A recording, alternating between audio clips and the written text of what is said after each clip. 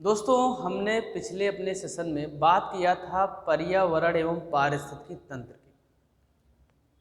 वहाँ हमने जाना था कि पर्यावरण क्या होता है, पर्यावास क्या होता है, पारिस्थितिकी तंत्र क्या होता है, पारिस्थितिकी क्या होता है, वायुमंडल क्या होता है। तो ये 5-6 टर्म्स हमने आपको ऐसे बताए थे जिसमें बड़े बड़े लोग क्या है कंफ्यूज रहते हैं।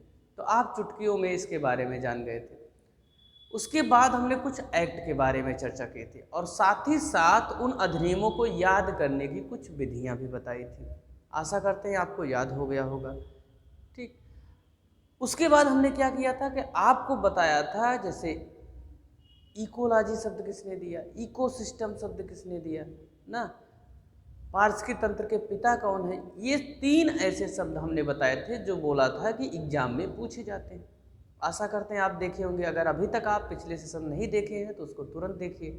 साथ ही ईवीएस के पार्ट में भी ज्योग्राफी का सेशन आप हमारा देख सकते हैं, आपके लिए बहुत लाभदायक होगा। तो आइए शुरू करते हैं आज के सेशन को। आज मुख्यतः हम बात करेंगे पिरामिड के बारे में।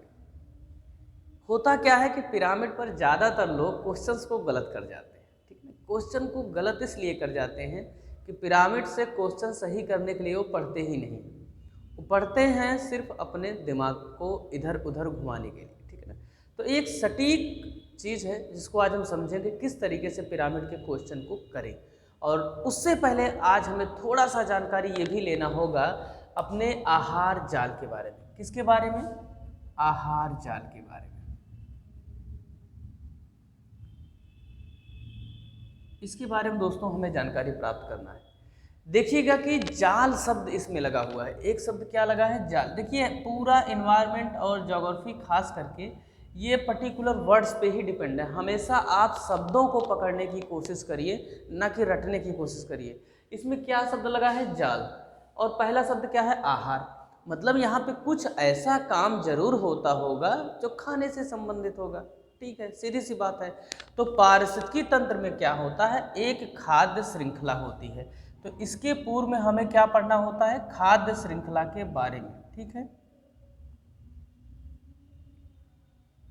क्या पढ़ना होता है? खाद्य श्रृंखला के बारे में।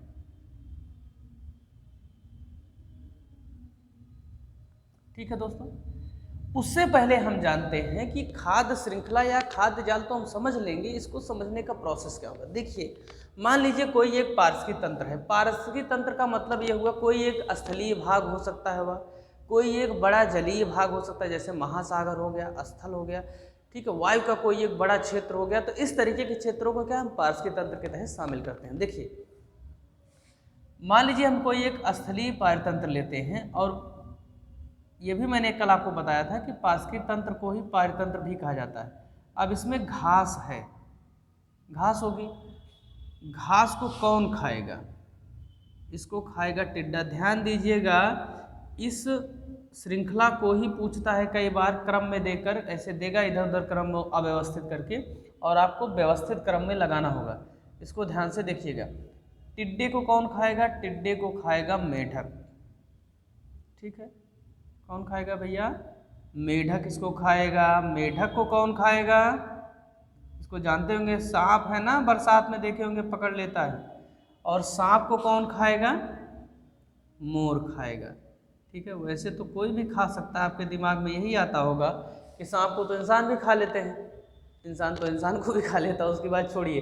ठीक, हमें क्या करना है? बस एक श्रृंखला ऐसी बनानी है जो एक सीक्वेंस में हो। ध्यान हमेशा रखिएगा, कोई भी खाद्य श्रृंखला 5 घटकों से मिलकर ही बनी होगी। किसी भी स्तर पे 5 से ज़्यादा ना बना दीजिएगा कि मोर के बाद कोई एक और बना दे। ठीक है, इतना ध्यान में रखिएगा। अर्थात खाद्य श्रृंखला को अगर हम इसके माध्यम से समझने की कोशिश करें, देखिएगा, घास को कौन खाया? टिड्डा। टिड्डे को कौन खाया? मेढक। मेढक कौन खाया? सांप। सांप को कौन खा रहा है? मोर। इस पे क्या है? यहाँ पे एक ऐसा सीक्वेंस हमें प्राप्त होता है जिसमें एक जीव दूसरे जीव पर पोषण के लिए आश्रित होते हैं। समझ रहे हैं? तो जीवों का इस क्रम में व्यवस्थित होना, जहाँ पर वे एक दूसरे से पोषण की पूर्ति करते हों, खाद्य श्रृंखला कहलाता है। आसान से समझ में आ गया होगा। ठीक है, अब देखिए आगे चलते हैं। अब किसी एक पारिस्थितिकी तंत्र में कई खाद्य श्रृंखलाओं का पाया जाना होता है। कई बार क्या कि अब जैसे कोई एक पारिस्थितिकी तंत्र होगा तो वहाँ पे यही थोड़ी है कि एक ही इसी तरीके की व्यवस्था चलेगी कि एक ही क्षेत्र होगा जहाँ पे घास और ये सब खा रहे होंगे। ऐसे क्या है, कई क्षेत्र हो सकते हैं ना जहाँ पर जीव एक दूसरे पर डिपेंड हो, तो उसे हम क्या कहेंगे, आहार जाल कहेंगे। ये बहुत ही ज़्यादा महत्वपूर्ण है। ठीक है, दोनों समझ में आ गया, आशा करते हैं आपको आ गया होगा। ठीक है, फिर क्या होता है, आहार जाल में हम करते क्या हैं, ऊर्जा का ट्रांसफर। एक किसी विशेष पदार्थ से दूसरे विशेष पदार्थ या जीव में जो है वो चीज़ जाती है ऊर्जा। जैसा कि नियम ही है, ऊर्जा का नियम क्या है, ऊर्जा के संरक्षण का नियम कि ऊर्जा को एक रूप से आप दूसरे रूप में बदल सकते हैं। परंतु होता क्या है, इसी बदलने में एनर्जी का बहुत ज़्यादा अपव्यय हो जाता है, नुकसान हो जाता है। ठीक है, इसको दिमाग में रखिएगा। जैसे आप जब पालक को खेतों से लाते हैं, मान लीजिए हम किसान के बच्चे हैं, ज़्यादातर हम में से किसान के ही बच्चे हैं, तो किसान हम देखते हैं ना, खेतों में से हम लाए पालक को, मान लीजिए उखाड़ के उसको धुले, फिर अब उसका मान लीजिए हमको साग बना के खाना है, तो हम फिर एक बार घर में लाएंगे, फिर धुलेंगे, फिर एक बार काटेंगे, फिर आधे घंटे के लिए मैंने देखा लोग भिगो देते हैं उसको, जिससे और अच्छे से साफ हो जाए। ठीक है ना, फिर उसको भिगोने के बाद फिर निकालेंगे, फिर अपना साग बनाएंगे 4 बार धो के। ठीक है ना, अब हुआ क्या है इसमें कि आप एक्चुअली जितनी बार उसको धो रहे हैं उसमें एनर्जी क्या है, लॉस हो रही है। और जब उसको अंत में पानी उसका फेंक देते हो तो नाली का कीड़ा आप देखे होंगे कि मोटा खा पी के तंदुरुस्त होके निकलता है। इसको दिमाग में रखिएगा। ठीक है, तो हुआ क्या, वहाँ पे एनर्जी का हमारे क्षरण हुआ, ऊर्जा का नुकसान हुआ। ठीक यही बात एक पारिस्थितिकीविद हुए थे, पर्यावरण कार्यकर्ता लिंडमान, विद्वान थे। लिंडमान साहब ने ये कहा कि किसी भी खाद्य श्रृंखला में किसी भी पोषण स्तर पर एक पोषण स्तर से दूसरे पोषण स्तर में जब ऊर्जा का ट्रांसफर होता है तो क्या होता है भैया, 90% ऊर्जा व्यर्थ हो जाती है।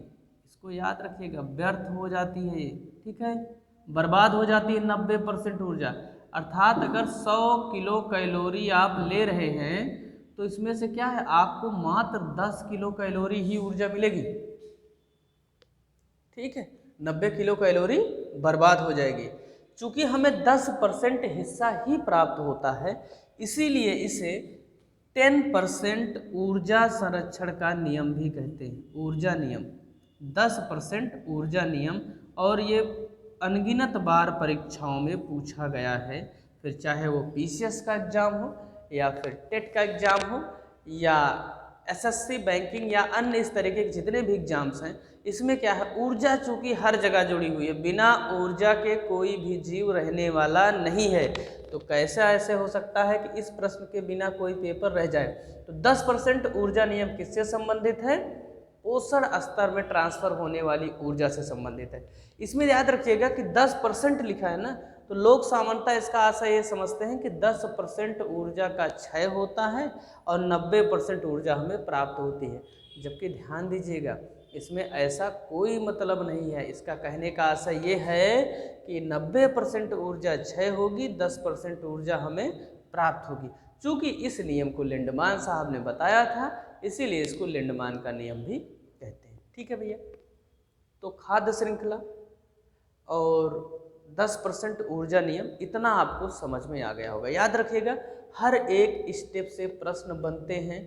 मैंने देखा, पेपर एनालिसिस में कर रहा था, तो इसी खाद्य श्रृंखला को पूछा गया है, बशर्ते घास के बाद मेढक कर दिया गया, मेढक के बाद सांप कर दिया, सांप के बाद टिड्डा, मोर, ऐसे क्या क्रम को अव्यवस्थित करके इसको कहा गया है कि निम्नलिखित, इसको जो है निम्नलिखित क्रम में व्यवस्थित करें, इसको उचित क्रम में व्यवस्थित करें। तो आपको क्या करना है, इस क्रम को व्यवस्थित करना है। ठीक है, दूसरी बात, ये भी प्रश्न पूछा गया, किसी खाद्य श्रृंखला के कितने घटक हो सकते हैं, 5, हमेशा याद रखिएगा। ऊर्जा नियम भी प्रश्न बना है। अब हम चलते हैं अपने पिरामिड वाले हिस्से पर कि पिरामिड से क्या प्रश्न पूछे जा सकते हैं और पिरामिड को हम किस तरीके से समझेंगे कि वहाँ से गलत ना हो। देखिए, होता क्या है कि पिरामिड को पढ़ते समय ज़्यादातर लोग इस तरीके से पढ़ते हैं कि वो गलत ही हो जाता है, क्योंकि वो चैप्टर ही कठिन है। इसलिए लोग बचते भी हैं उसको बताने से। या तो सामान्य सी प्रक्रिया है कि वहाँ से सीमित मात्रा में प्रश्नों को पूछा जाता है। ठीक है, चलिए पहले जानिए कि पिरामिड होता क्या है। पहले हम जानेंगे कि पिरामिड होता क्या है। ठीक है, पिरामिड का सामान्य सा आशय एक त्रिविमीय चित्र बनाया जाए। ठीक है, हमने बना दिया, मान लीजिए त्रिभुज जैसा कुछ। ठीक है, चूंकि 2D फिगर ही यहाँ पे बनेगा। अब देखिए होता क्या है कि किसी भी जीव को जब उसकी संख्या, जैवभार या ऊर्जा के आधार पर एक व्यवस्थित क्रम में उसको लिखा जाता है या प्रदर्शित किया जाता है तो हमें एक पिरामिड जैसी संरचना प्राप्त होती है। होता क्या है, कभी कभी उसमें यह होगा कि उस पिरामिड में जैसे जैसे ऊपर चलेंगे संख्या कम हो जाएगी, कभी कभी यह होगा कि उसी पिरामिड जैसे जैसे नीचे आएंगे संख्या ज़्यादा हो जाएगी, या ऐसा इसका उल्टा भी हो सकता है। तो उसी आधार पर पिरामिड बनता है। देखिए हुए थे एक पर्यावरणविद, इनका नाम था एल्टन भाई साहब। क्या नाम था? एल्टन। अब एल्टन क्या है, अपने पलटन में नई चीज़ को शामिल किए, किसको? पिरामिड को। ठीक है, इसको ध्यान में रखिएगा। एल्टन ने एक पलटन बनाई, कौन सी? पिरामिड वाली। ठीक है ना। अब हम जानते हैं कि पिरामिड होता क्या है। जैसे हमने परिभाषा आपको बता दी, होता क्या है इस परिभाषा में कि जीव को या किसी पोषण स्तर को उनकी संख्या, जैवभार एवं ऊर्जा के माध्यम से जब हम प्रदर्शित करते हैं तो हमें एक पिरामिड जैसी संरचना प्राप्त होती है, जिसे हम पार्श्व की पिरामिड के नाम से जानते हैं। ठीक है, क्योंकि वो संरचना ही पिरामिड जैसी प्राप्त होती है। देखिए अब आपसे पूछ सकता है कि पिरामिड कितने प्रकार के होते हैं। पहले तो एक पॉइंट याद रखिएगा कि इसको दिया किसने था? एल्टन ने दिया था। ठीक, अब दूसरा पॉइंट ये आपसे पूछ सकता है कि पिरामिड कितने प्रकार के होते हैं। तो पिरामिड 3 प्रकार के होते हैं। कौन कौन से प्रकार हैं भैया इनके? संख्या के आधार पे। पहला क्या है? संख्या के आधार पर बनने वाले पिरामिड। ठीक, दूसरा क्या है भैया? जैव भार के आधार पर बनने वाले पिरामिड। जैव भार के आधार पर बनने वाले पिरामिड। तीसरा क्या है? ऊर्जा के आधार पर बनने वाले पिरामिड। ठीक है, इतना समझते रहिए। तो अगर आपसे प्रश्न इस तरीके का बनाए कि पिरामिड कितने प्रकार के होते हैं, तुरंत आप बताइए 3 प्रकार के। कौन कौन? संख्या पिरामिड, जैवभार पिरामिड और ऊर्जा पिरामिड। अब देखिए क्या करना है। अब हमसे वो पेपर में बनवाता है कि घास का संख्या पिरामिड कैसे बनेगा। अब हमको क्या पता घास का कैसे बनेगा, तो आइए जानते हैं, चेक करते हैं। देखिए मैंने आपको बताया कि जैसे जैसे अगर ऊपर जाएंगे, जैसे मानिए अब हमको फिर वही एक बार खाद्य श्रृंखला बनानी पड़ेगी, इसीलिए अब कि उसको हम परमानेंट बना देते हैं। जैसे घास है, घास को कौन खाएगा? टिड्डा। टिड्डे को कौन खाएगा? मेढक खाएंगे। मेढक भाई साहब जहाँ पाएंगे टिड्डे को ही खा लेंगे। ठीक है, अब मेढक को कौन खाएगा? अगर आप किसी को खा रहे हैं तो आपको भी तो कोई न कोई खाएगा। आप जैसा करेंगे वैसा भरेंगे, कर्मफल भुगतना ही पड़ेगा जैन धर्म के अनुसार। जब तक आप कर्मफल नहीं भुगतेंगे, पुनर्चक्रण जब तक बार बार गंदे कर्मों को करते रहेंगे तब तक आपको भोगना पड़ेगा। सांप को कौन खाएगा? मोर। इसीलिए कर्म करते समय एक बात हमेशा याद रखें, ऊपर वाला देख रहा है, प्रकृति देख रही है, नेचर देख रहा है। घास को कौन खाया? टिड्डा। टिड्डे कौन खाया? मेढक। मेढक कौन खाया? सांप। सांप को मोर। ठीक है, अब इसको हम बनाते हैं। देखिए घास बनेगी, घास को जो जीव खाएंगे टिड्डा, उनकी संख्या नॉर्मल सी बात है घास से कम होगी। टिड्डे को जो खाएगा मेढक, मेढक की संख्या टिड्डे से कम होगी। अब मेढक को जो खाएगा सांप, सांप की संख्या क्या होगी? मेढक से कम होगी। ठीक, मान लीजिए एक और बनाते हैं, मोर की संख्या क्या होगी? सांप से हमेशा कम होगी। ठीक है, ये पूरे पारिस्थितिक तंत्र की बात हो रही, ना कि किसी एक विशेष स्थान की। ठीक, तो इस तरीके से आप देखते हैं जैसे जैसे हम ऊपर की तरफ जाते हैं क्या होता है? संख्या कम होती जाती है। ऊपर जैसे जैसे जाएंगे संख्या क्या होगी? कम होगी। इसको ध्यान में रखिएगा। ठीक, तो अगर आपसे प्रश्न बने कि घास का संख्या पिरामिड, किसी पारिस्थितिकी तंत्र में घास का संख्या पिरामिड कैसे बनेगा, तो उत्तर आपको क्या देना है? सीधा बनेगा। अब आप में से हो सकता है कुछ लोग हों या ज़्यादातर लोग हों जिनको ये बात समझ में ना आई हो कि घास का पिरामिड ये कैसे बना। फिर से एक बार समझाते हैं। घास से कम संख्या टिड्डे को होगी, टिड्डे से कम संख्या मेढक को होगी, मेढक कम संख्या सांप, क्योंकि इनके खाने वाले की आवश्यकता क्या घटती चली जाती है जैसे जैसे आप जाएंगे। अब ये भी अगर समझ में नहीं आता है तो आप याद रखिए घास के अंत में क्या है, सा। अंत में क्या है घास के, सा। ठीक, घास के अंत में सा है तो सा से सीधा, इसका पिरामिड कैसे बनेगा, सीधा पिरामिड। टिक करिए, आगे बढ़िए, गोला भरिए, 1 नंबर लीजिए। ठीक है, फ्री में मिला नंबर। घास के अंत में क्या है, सा से सीधा, कैसा पिरामिड बनेगा, सीधा। अब करता क्या है, वृक्ष का पिरामिड ये बना लेता है। ठीक है, वृक्ष का पिरामिड ये बनाता है।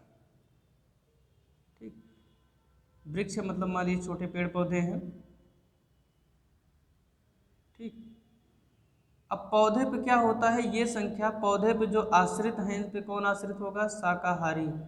अब इनकी आश्रितों की संख्या क्या है, बढ़ती चली जाती, जैसे जैसे ऊपर जाएंगे इनकी संख्या क्या है, खाने वालों की संख्या बढ़ती चली जाती है पेड़ पौधों से, इसीलिए इनकी संख्या क्या है, उल्टी हो जाती है। ठीक, पौधे होंगे, पौधा। ठीक, मान लीजिए साग सब्जी है, ठीक है, या कोई छोटा पौधा, इस तरीके से वृक्ष को ले ले। वृक्ष पर जो शाकाहारी जीव आश्रित होंगे उनकी संख्या ज़्यादा होगी, वृक्ष अकेला होगा।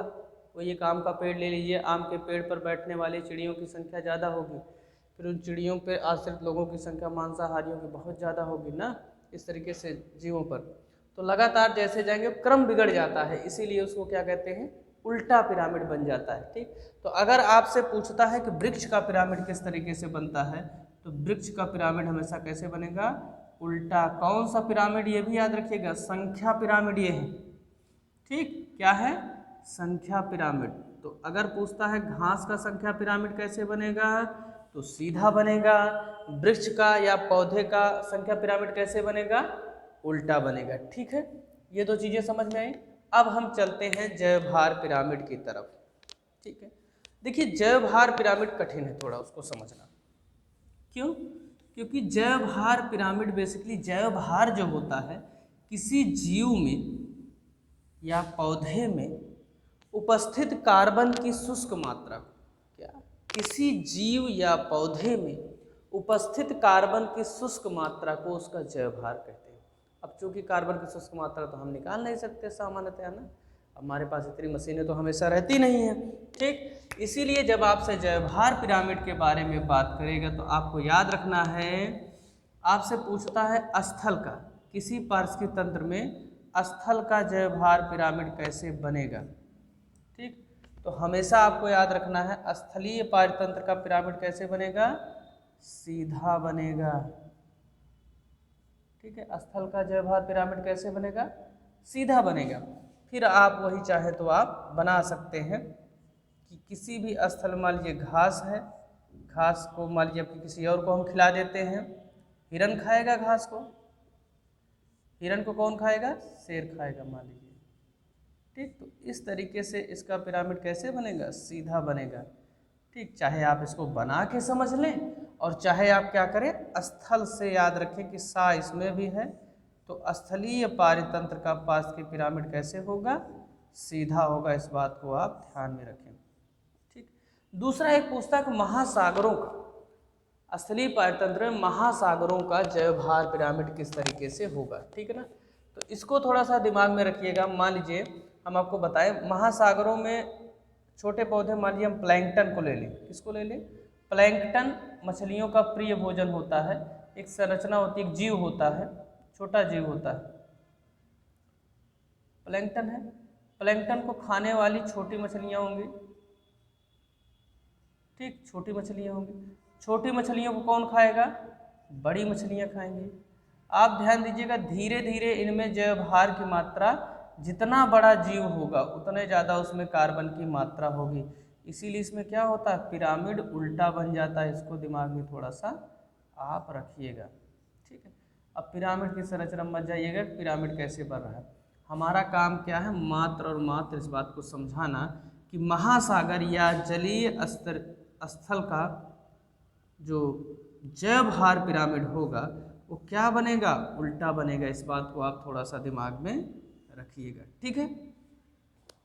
महासागर है, अब चाहे महासागर की जगह समुद्र ही क्यों न लिखे, आप याद रखिएगा समुद्री पारतंत्र या महासागर का जय भार पिरामिड हमेशा उल्टा बनेगा। तो अभी तक हमने दो पिरामिड के बारे में पढ़ा, एक कौन सा, संख्या पिरामिड। संख्या पिरामिड हमने पढ़ा घास का, घास में अंत में सा है, सा से सीधा बन जाएगा। हमने उसके बाद वृक्ष का पढ़ा, जब घास सीधा बन गया तो वृक्ष का उल्टा बन जाएगा, ठीक है। उसके बाद हमने जय भार पिरामिड में पढ़ा दो चीज़ों का। अब देखिए आप दो चीज़ों के अलावा जली और इस तरीके के अलावा आप कोई कल्पना करिएगा तो कल्पना में आएगा भी नहीं, ठीक है। जो आप पारस्परिक तंत्र बना दे, हवा में तो आप बनाएंगे नहीं, ठीक है।